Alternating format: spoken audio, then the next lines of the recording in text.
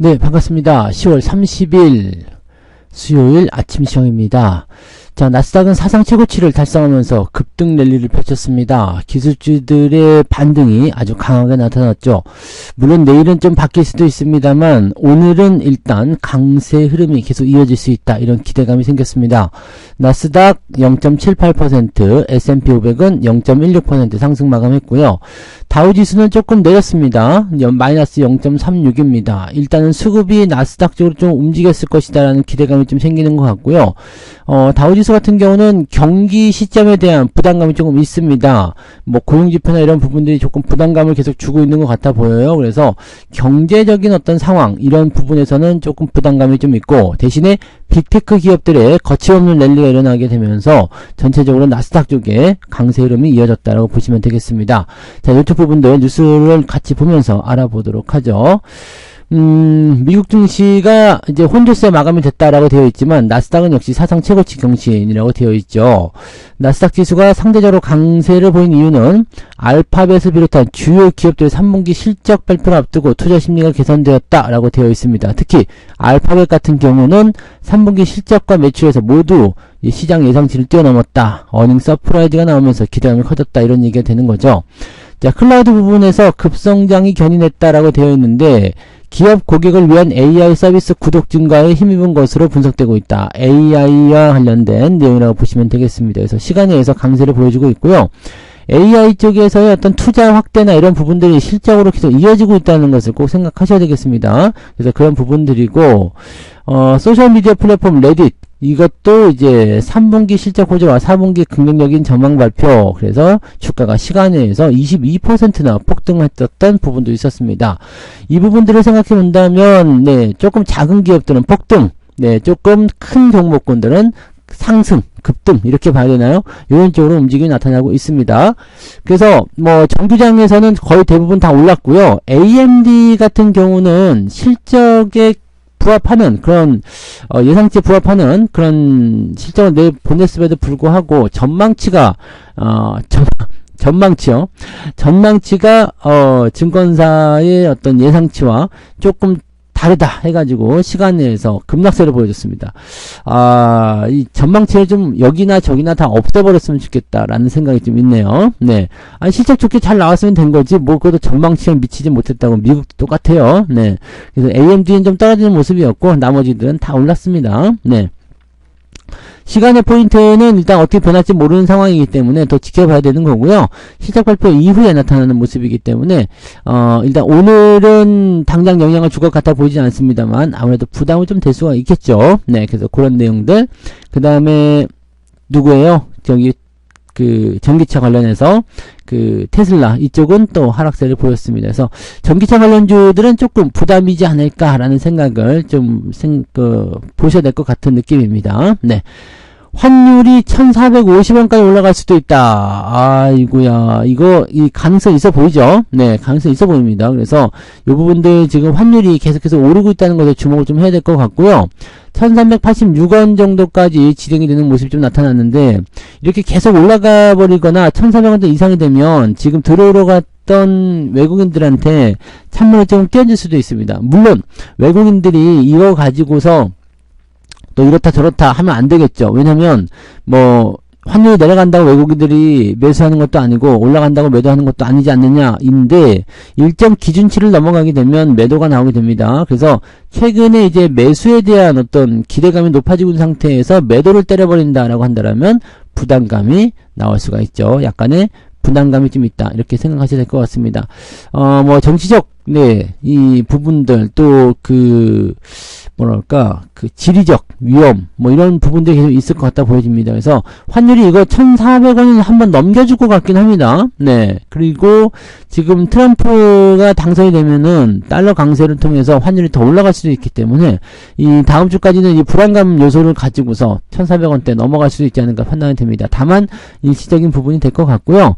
만약에 트럼프가 안 된다라고 한다면 환율은 다시 급격하게 떨어질 수 있는 가능성이 있겠죠. 네. 그런 부분들은 체크해 봐야 될 것 같긴 합니다. 자, 그 다음에 뭐 엔캐리 트레이드 뭐 이런 얘기도 계속 나오지만 엔캐리 트레이드에 대한 부분들 그때도 말씀드렸잖아요.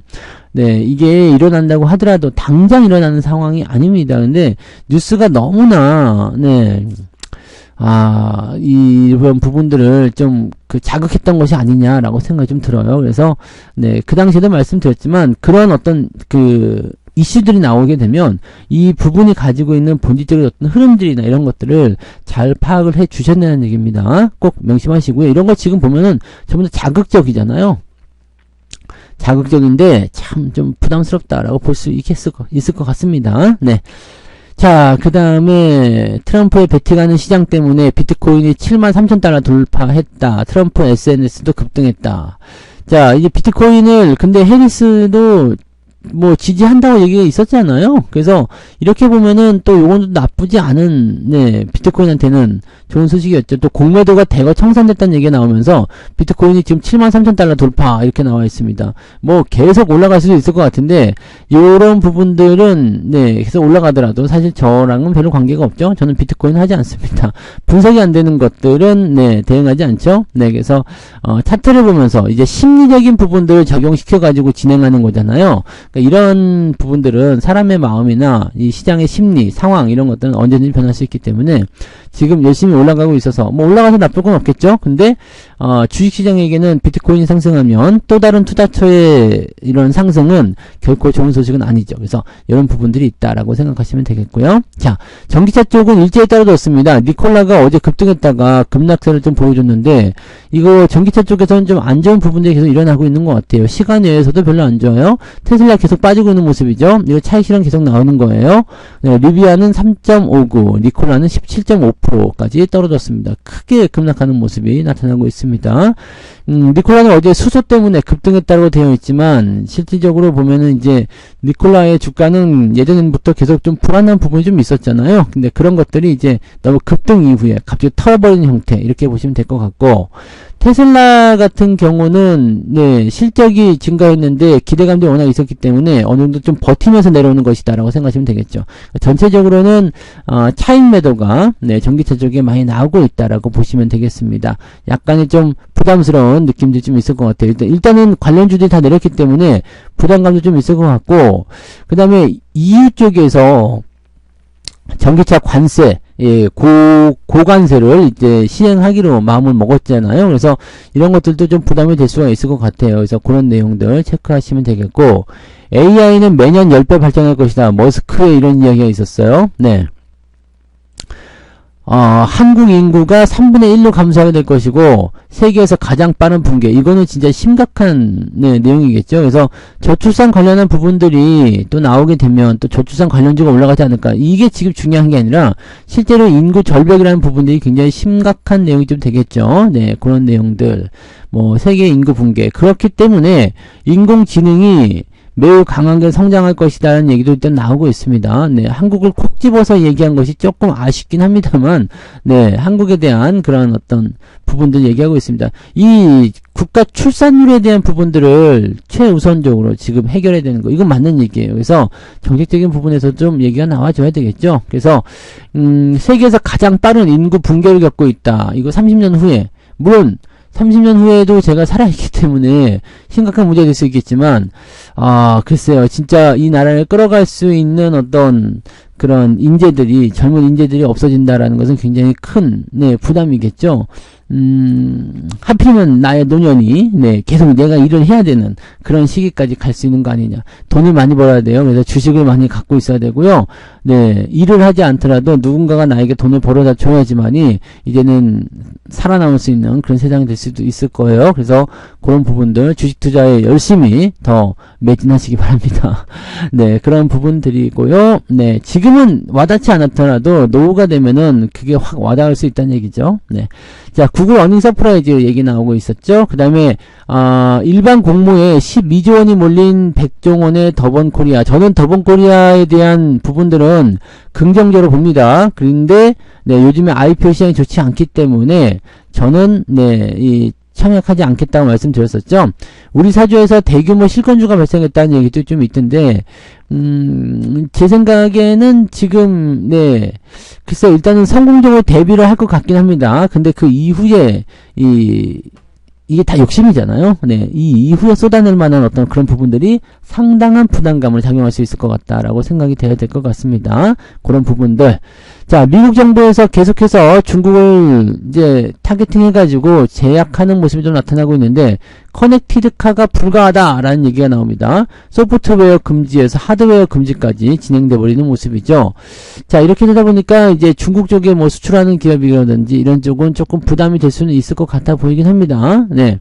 GM을 대변하는 자동차 혁신연합은 미국 상무부에 중국 및 러시아산 소프트웨어와 하드웨어를 탑재한 커넥티드카 수입을 금지하는 새 규제를 최소 1년 유예해달라 이렇게 제출했다. 뭐 현대차도 마찬가지예요. 현대차, 도요타, GM 이런 것들이거든요. 그러니까 중국 및 러시아산 소프트웨어와 하드웨어를 탑재한 커넥티드카 수입을 금지해달라.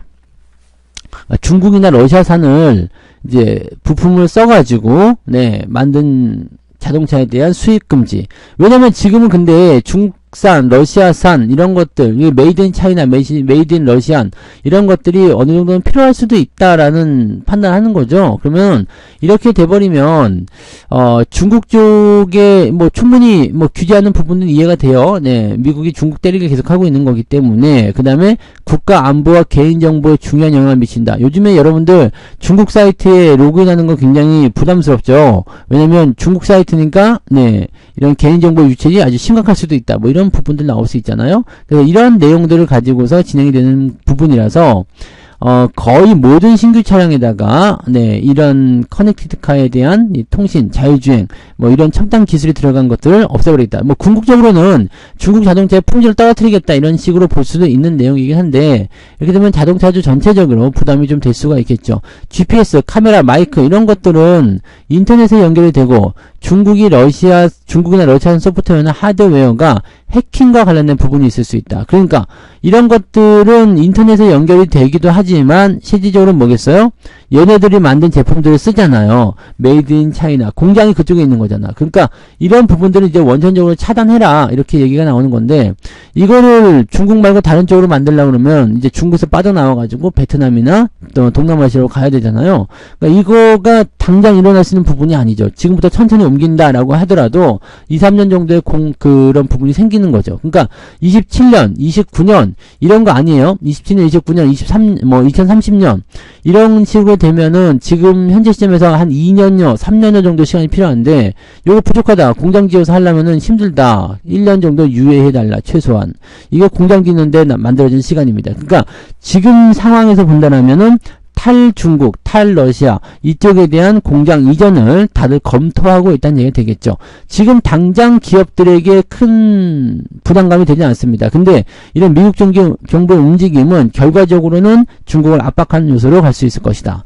그래서 결과적으로는 이게 뭐 자동차 업체에게 뭐 부담이다라고 될 수는 없습니다. 네, 지금 당장 부담이 될 건 아니에요. 근데 결과적으로 이게 가야 되는 부분이기 때문에 탈중국을 위한 대규모의 어떤 지출이라는 이런 것들이 생길 수도 있다는 얘기가 되는 거죠. 이런 부분들 나올 수 있고, 여기 나오네요. 중국 전기차에게 최고 45.3% 관세 폭탄을 확정했다. EU 쪽에서도 미국하고 붙어서 진행하는 거죠. 오늘부터 시행됩니다. 그럼 중국산 전기차에 대해서 이런 부분이 있으면 중국산 전기차는 더 판매가 안 될 수도 있겠죠. 테슬라가 가장 큰 타격을 받을 수 있겠고요. 네, 중국에서 만든 전기차라고 보시면 됩니다. 그래서 중국에서 만든 전기차라서 뭐 일단은 공장을 뭐 EU 쪽으로 이전을 한다든지 등등의 얘기가 나올 수가 있겠죠. 중국산이기 때문에 중국 전기차가 아니라 중국에서 만든 전기차. 그러면 중국 전기차들은 우리나라로 들어올까요? 네, 그런 거 얘기 계속 있던데. 이미 들어와 있는 것도 있을 수 있겠죠. 뭐 가격 경쟁 때문에 어쩐다 저쩐다 그런 말 있던데, 글쎄요, 뭐 그게 될지 모르겠습니다만, 네, 아무튼 2차 전지 쪽에서 약간 조금 더 부담스러운 얘기가 나올 수 있을 것 같아 보여요. 그 얘기를 참고하시고, LG에너지 솔루션은 찐 바닥을 다지는 중인가? 이미 방향 돌렸다. 글쎄요. 이게 배터리 쪽, 2차전지 쪽 계속 약세 보이면 얘도 볼 수 없을 것 같은데요. 이러다가 얘는 싼반 밑으로 내려가서 이제 시총이 더 빠지게 될 수도 있습니다. 실적이 계속 나빠지게 되면은요, 기업 가치가 위쪽에 계속 머무를 수가 없습니다. 그래서 실적 발표가 굉장히 중요한 거니까 이 내용들 꼭 보셔야 돼요. 아무리 작은 실적이라도 상승세를 보여줘야지만이 긍정적인 흐름이 나타날 수 있다는 거죠. 네. LG생활건강의 목표 주가도 내리는 모습이 나타납니다. 어닝 쇼크.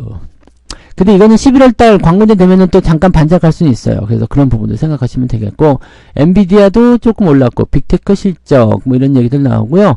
뭐 등등등등 그런 얘기들이 거의 대부분 비슷한 얘기고, 특이사항은 없어 보이네요. 그죠? 네, 특이사항은 없죠. 그다음에 계속 말씀드린 내용들 그대로 나오는 부분이고요. AMD 쪽에서 이제 그 실적 실망감이 좀 나타났어요. 네, 실적 실망감이 나타났는데, 요 부분이 또 어디 있을 거예요? 여기 있죠? 네, 시간에서 낙폭을 7% 늘렸다. 아까 거 보는 게 낫겠군요. 네. 어디 갔죠? 여기. 네, AMD 쪽 실적이 지금 7% 정도 급락했다. 지금 시간에서 이렇게 얘기가 나왔다는 얘기인데요. 자, 분기 매출이 68억 달러. 요게 이제 문제가 된 건데, 근데 이게 지난 분기 매출은 나쁘지 않잖아요. 68억 달러. 시장의 예상치는 67억 달러. 오, 괜찮은데요? 어닝 서프라이즈 같은 느낌 아닙니까? 네. 그 다음에 주당 순이익은 0.92달러. 시장 예상치는 0.92달러. 괜찮게 나왔죠. 근데 뭐냐? 이번 실적 전망이 실망시켰다는 얘기죠. 전망을 72억 달러에서 78억 달러에 제시했는데, 매출 전망의 하단이 월가 예상치 75억 5천만 달러를 하회했다. 아, 짜증나죠? 네. 일단은 실적 증가세 보여주고 있고요. 다음 분기엔 더 잘 보일 거예요. 얘기가 나오는데, 이게 뭐, 좀 어이없는 얘기 아니겠습니까? 이렇게 시간에서 급락한다는 것은 핑계거리다라고 볼 수밖에 없겠죠. 공급망 재앙으로 강력한 AI 수요를 모두 소화할 수 없다. 이것도 굉장히 중요한 얘기예요. AI 수요가 굉장히 많은데 AMD가 지금 그걸 수용할 수가 없다는 얘기입니다. 그러니까 이거는 엔비디아의 어떤 독주를 조금 더 가속화시킬 수 있는 내용이 좀 될 수도 있겠죠. 그래서 이런 내용들이 나오다 보니까 AMD 쪽에서 약간의 그런 어떤 투자 확대라든지 이런 것들의 전망치를 같이 내줘야지만이 시장의 분위기가 좀 바뀔 수 있지 않을까 생각됩니다. 이렇게 되면은 또 삼성전자 입장에서는 조금 부담스러울 수도 있어요. 왜냐면 엔비디아의 대항마들이 등장하면서 막 치고 넘어가줘야 되는데 이 부분이 조금 아쉽잖아요.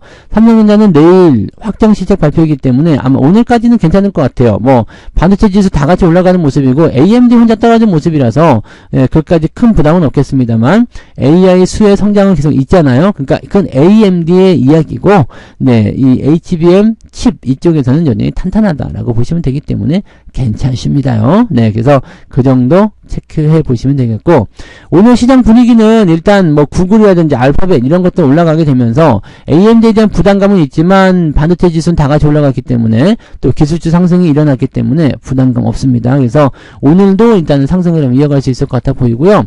실적이 계속 주목을 받고 있는 내용인데 일단 이번 분기 실적은 나쁘지 않습니다. 그리고 다음에 발표될 실적들 같은 경우는 뭐 각자의 변동성이 있겠습니다만 일단은 지난 분기보다 이번 분기 즉 3분기보다 4분기 실적이 훨씬 더 좋게 나온다는 것은 변함이 없습니다. 이건 예상치 대비 어떻게 된다 안 된다 그 부분이지 계속적으로 상승할 수 있는 가능성이 있다 정도까지만 우리가 체크해 주시면 될 것 같아요. 그래서 그런 부분들 봐주시면 되고 그 다음에 또 뭐가 있나요?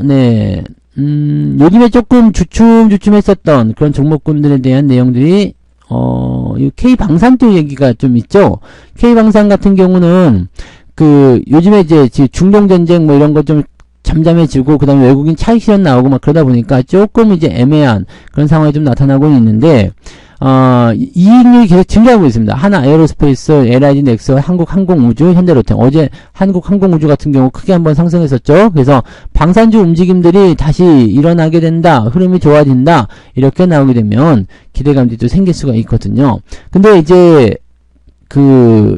트럼프가 되든 아니면 해리스가 되든 이 긴장감 자체가 완화될 수 있는 가능성은 많지가 않기 때문에 이런 부분들에서는 상승이 계속적으로 나타날 수 있는 가능성이 있다라고 볼 수가 있는 거죠. 자, 실적이 계속 증가하게 된다면 괜찮을 수 있습니다. 근데 요즘에 보니까 폴란드 쪽과의 어떤 항공기 뭐 이런 부분들 문제 조금 있었다는 얘기도 좀 있기도 하고 뭐 그 외에 등등등 여러 가지 부분들 계속 나타날 수도 있어서 글쎄요 뭐 조금 더 봐야 되지 않을까 생각이 되긴 합니다. 근데 이게 약간 주가가 너무 올라간 종목도 있죠. 아직 안 올라간 종목도 있지만 너무 올라간 종목도 있어요. 그런 종목군들은 조금 애매할 수 있습니다. 지금 한국항공우주가 제일 안 올랐잖아요. 그러다 보니까 이제 급등세를 좀 보였던 것 같은데 전망이 좋다면 많이 올라간 올라간 종목에게는 부담감이 느낄 수 있어요. 물론 많이 올라갔으니까 따라가자 이렇게 할 수도 있겠습니다만 부담감이 나올 수 있죠. 그러니까 그런 부분들하고 그 다음에 안 오른 종목에 대한 매수 기대감 이런 것들이 같이 복합적으로 만들어지게 될 수 있습니다. 그래서 방산주는 조금 더 괜찮을 수도 있을 것 같아 보이네요. 그죠? 네, 아직까지는 부담감이 별로 없어요. 대신에 너무 올라간 종목들 같은 경우는 재미가 없습니다. 네, 그것만 기억하세요. 현재 시점에서 이만큼 올라왔는데 여기서 더 올라간다는 어떤 기대감보다도 현재 시점이 유지가 되는 형태로 진행될 가능성이 높아요.